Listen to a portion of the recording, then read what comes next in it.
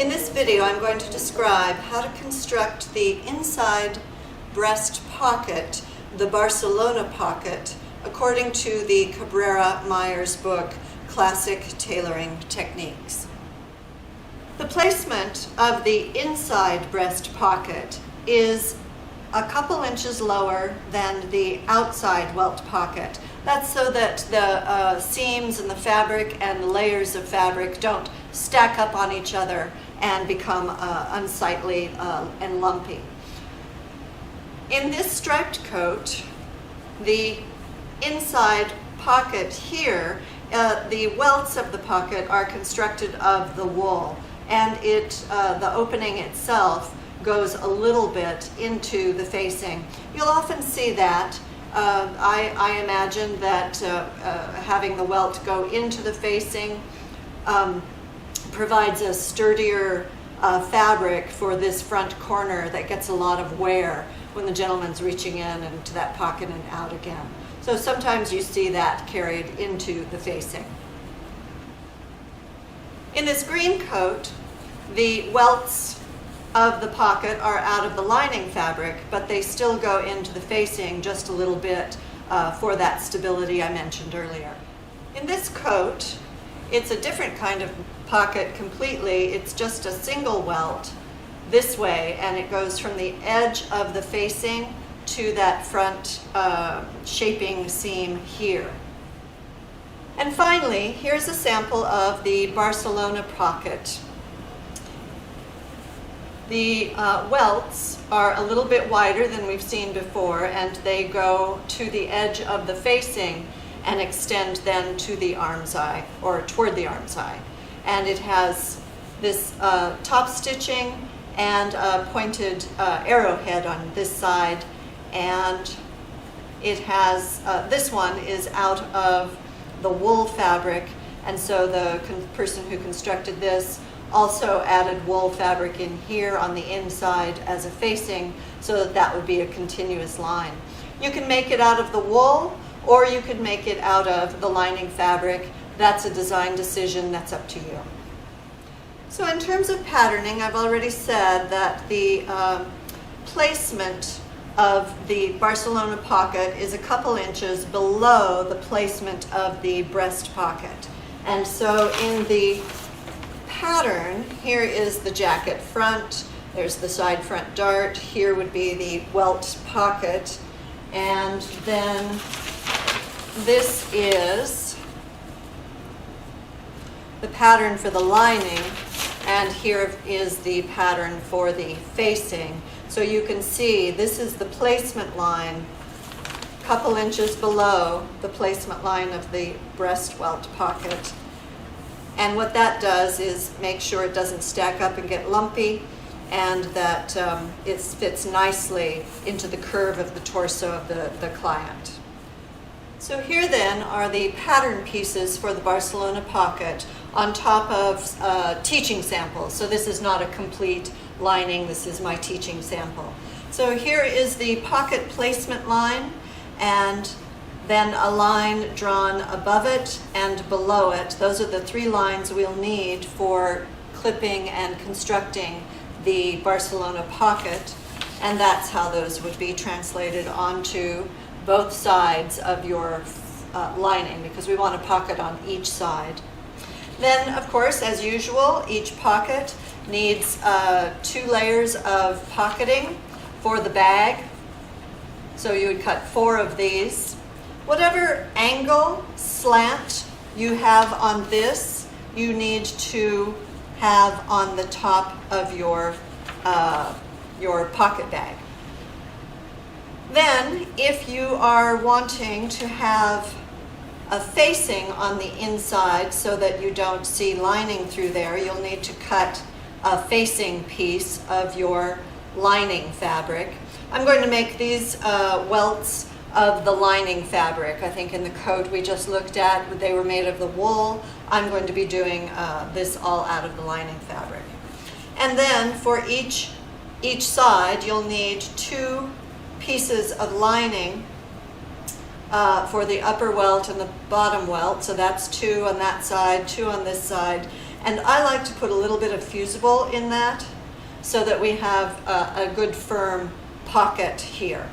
So that's what this is. So pocket bag, pocket facing, and then the welts, just like almost every other pocket we've constructed. So this again is a teaching sample, and this shows the finished Barcelona welt pocket constructed out of lining, so it's continuous, and there's lining added here as a facing so that we have a continuous look. So first we're going to construct the welts of the Barcelona pocket. In order to do that, we do the following.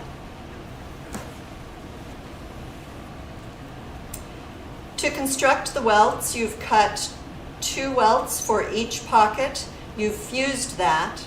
Then what you want to do is pin and stitch, taking a 1/2 inch seam allowance, stitch at a normal stitch length to the width of your pocket opening. This is what we're going to rip out later in order to make the opening for the pocket opening. Back stitch here, and then change to a size 5 stitch. Stitch closed that opening. Back stitch here, return to a size 3 or so, and finish out that seam. Then press that seam open, and finally on those pocket opening marks, thread marks so that we can see where that is on the outside. We'll want to know where that is later when we start to rip the seam open. We'll want to make sure we stop ripping at the appropriate spot. Once we have the pocket opening welts ready, let's turn our attention to starting to create the bag. And we've cut 2 pieces of pocketing for the bag. And here they are, 2 pieces of pocketing. And we'll also want to cut a piece of lining for the facing in that. This is one of the places where, because the lining is so thin, you can take your facing fabric, turn under that little 1/2 inch, and top stitch that down, and then flat line the facing on the rest of the bag, and iron that, and that makes a very nice flat facing. You'll want to do that on the slanted edge, because the slanted edge is the edge that we're going to be stitching to the pocket welts. Next, we need to decide the placement of the pocket opening on the pattern and then on the lining. The Cabrera and Myers book says to put this opening line on a 1/2 inch slant. That's fine. You can also put it on a 1 inch slant. It depends on style or how quickly your actor needs to get their hand into and out of that pocket. Sometimes we change things for theater because actors need to put a prop into and out of a pocket quickly, so we make the pocket opening larger or more slanted for ease of access. It entirely depends up to you and the purpose of the pocket. So we want this on a slant, and we want to draw the center pocket placement line first, and then we need parallel lines, one above and one below. They say 5/8 inch away from that center line. You could do it a 1/2 inch, you could do it 3/4. It's entirely up to you according to the style that you're interested in achieving. But the center line is about 1 inch longer than the 2 lines, one above and the other below, for the very reason that we're going to clip into the corners and create that rocket triangle edge end here, which I'll show you here in a minute. So here it is in the finished. You can see the welts are, the lower welt is 5/8, the upper welt is 5/8, and here is that rocket edge here. This is the blunt end of the pocket that is stitched then to the wool facing, and here are our thread marked ends to the actual pocket opening. We don't open it all the way to there. So here's what that placement looks like on the inside of the lining. And our next step is to cut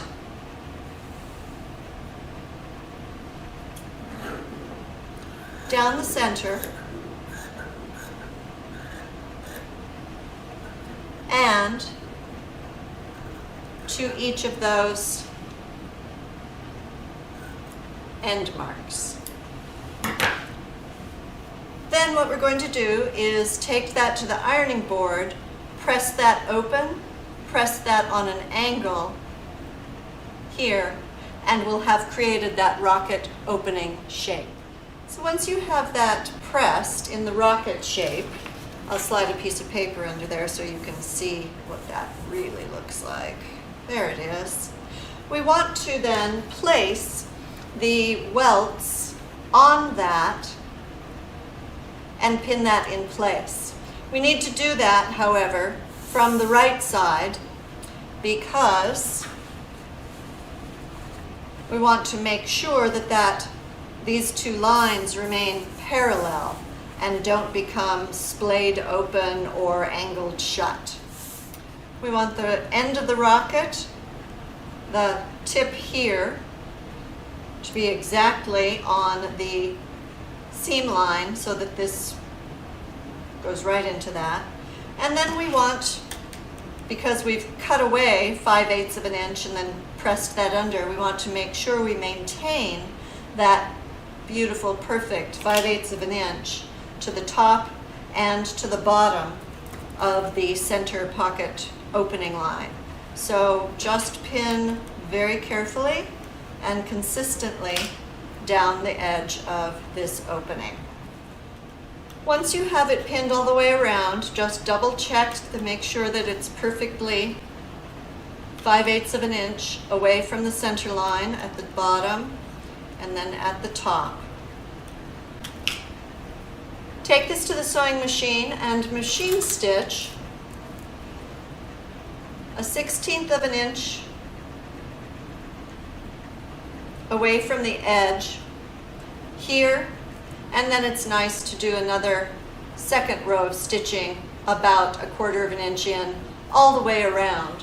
And what that does is achieves this effect, holding the welt onto the lining. And what that top stitching does is achieves this effect where it's stitched exactly on the edge of the rocket opening, and then a second row of stitching 1/4 of an inch in from that folded edge. It makes a very attractive look. So this is a different teaching sample, sadly iron marked, but it does show the pinning of the welt into the lining. And what I want to show you with this is the next step, which is taking the slanted edge of the pocket bag, and we're going to be stitching that onto the seam allowance here. And we're going to stitch it just at 1/4 of an inch seam.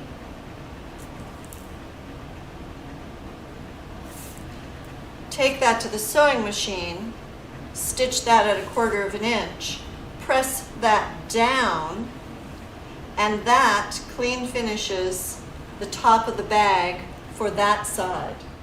Then turning it over, knowing that this edge is right here next to the seam line, machine top stitch right here through to the other side to firm up and hold that pocketing down. For the second piece of pocketing, to finish off that pocketing bag, pin that in place, giving yourself room here, and do another line of top stitching on the upper welt, on the upper welt. What that does is firms up the edge of that opening and also holds the top of the pocket bag in place. Once you have both of those in place, then you can